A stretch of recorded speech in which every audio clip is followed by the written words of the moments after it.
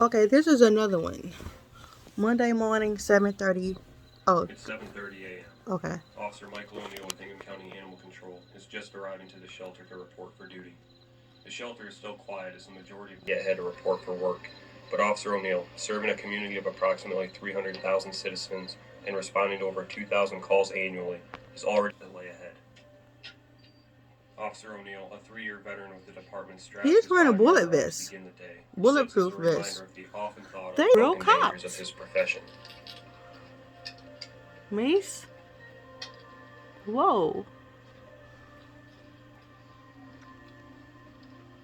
As he walks down the still dark hallway to his office, more reminders are displayed of the mental and physical demands of the This job, like a scary including movie. remembering those who have previously given their lives in the line of duty as animal control officers.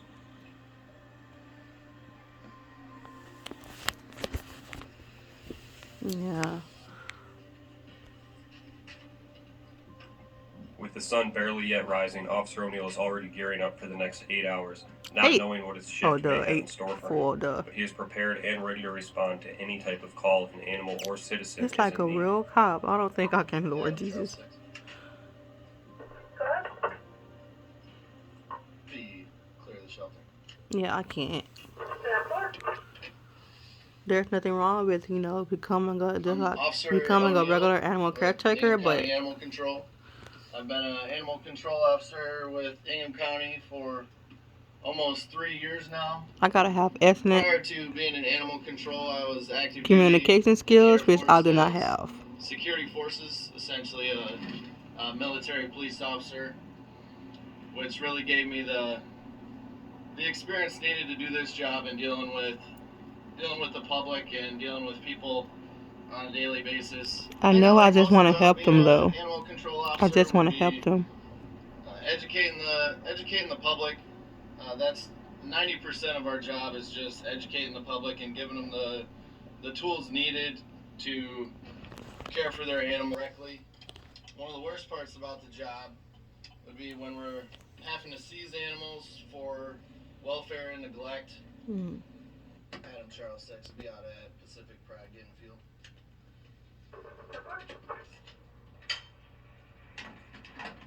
You show me clear of Pacific Pride, and I'll be en route to Greater Lansing Veterinary Clinic. Right now we're on our way to Greater Lansing Veterinary Care to check out an injured cat. We were called by them that they had received an injured cat with a head injury. And typically as animal control we don't pick up stray cats, but being that it needs further vet care and the veterinary clinic has asked us to pick up the cat to transport back to our shelter so that it can be cared for by our veterinary staff.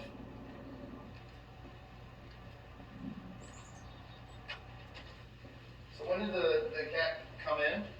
The cat came in yesterday and was brought in by just a stranger that found it on the road. Okay. Is there anything important for us to pass on to our vet? I don't think so, really. He hasn't been on. No, I don't think so. We've just been giving him some medications here, but I don't think he's going with anything.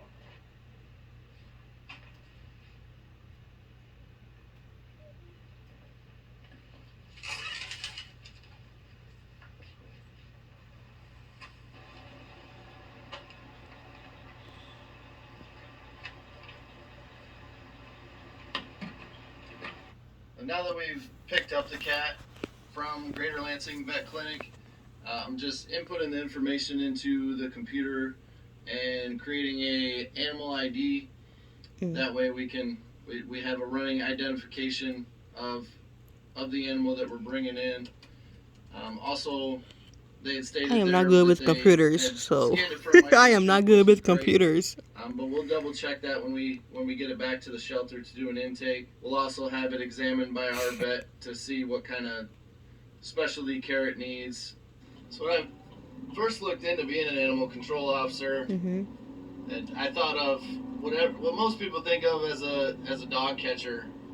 Every Disney movie has the dog catcher being the villain. Yeah. There's just so many misconceptions surrounding animal control that the public needs to understand that our main job isn't to go out and catch people's dogs. Mhm. And instead of that we're trying to reunite the dogs with the owners, and when we are picking them up, we're just trying to keep them safe. Some of the other Right. misconceptions, euthanasia being one. Most people think that at the shelter we get full, we euthanize animals, and that's hardly the case. Obviously, there's the cases where an animal is badly injured to the point where it's suffering and it needs to be humanely euthanized. The other reason would be for aggression.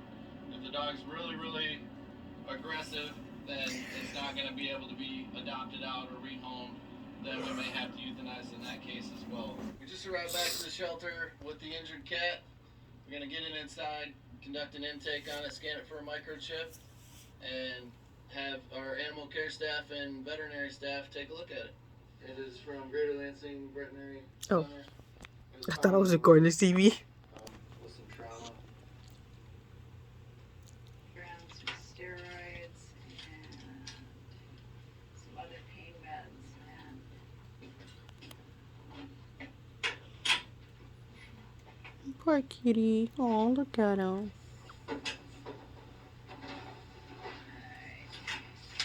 Right now we're on our way out to investigate a complaint regarding some cows Cows. in a lean-to structure. The complainant says that the cows are in feces up to their chest. We Ooh. have been out to this address several other times, and the cows have been healthy every time that we've went out. They've had everything they need as far as food and water, and their condition being what kind of cows they are. They're dairy cows. For some people, they may look like they're skinny. They're actually adolescent dairy cows, so they're gonna have prominent hip bones showing in their back end, which is completely normal for this type of cows. So Okay. we're just gonna go out, make sure nothing's changed, make sure the cows are still healthy and that they have everything they need and that they're not in feces up to their chest. Right. I love how knowledgeable these control officers are. I would be stuttering the holy hell. Ooh. I cannot talk right to save my life.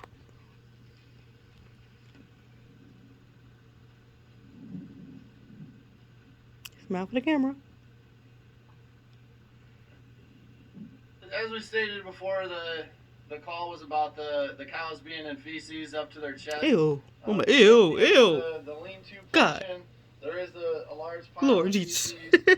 However, if the cows go in there, that's their choice. They do have the ability to escape that, and they all look very healthy. Sure.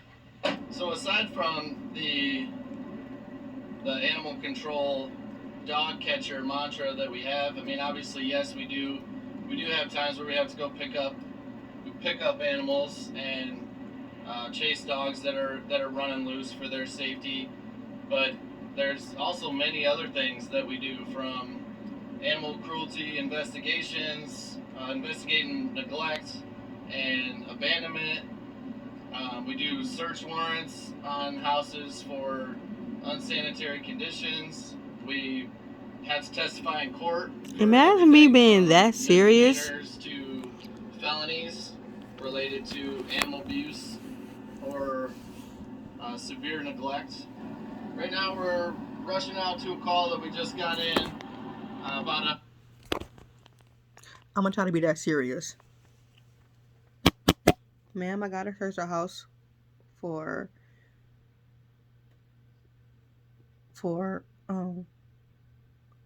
some cats that neighbors have been complaining about. See, my voice gets me every time. I couldn't even sound serious. I kept saying trying to search for words in my brain. Lord Jesus. Okay, let me try again. Hello, ma'am. I'm here about a call from your neighbor saying that you have some cats in your yard. See, I gotta pause and think about the things I'm gonna say. Oh, Lord Jesus. I cannot. Let's just finish, Foster, bro. A pit bull that's running loose They know where the pit bull lives, but apparently the owner's not home yet, and it is acting aggressively. It lunged at the complainant. So for the safety of the community and the safety of the dog, we're going to get out there as quick as we can, try to locate the dog, and either get it back into its yard or home if possible, and if not, then we'll have to impound the dog. Uh-huh. Okay. What? And nobody's home right now? Okay.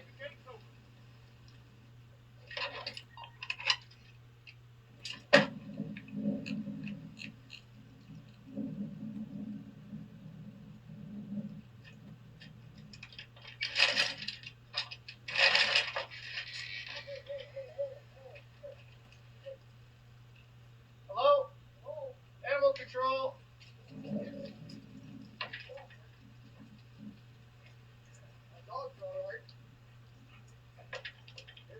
Yep.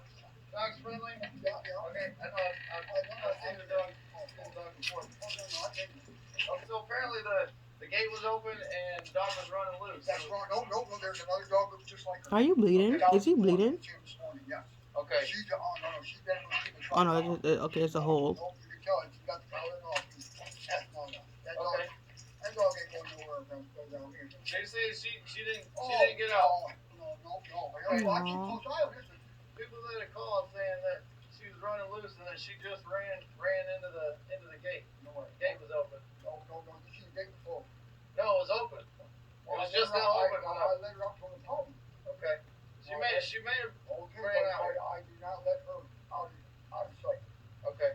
Okay. Yeah, that's why when I came up, the gate was like actually this one was open. Was it? So I went to close that just to keep her in there. And then I heard you. So You must have left before you must have left it open.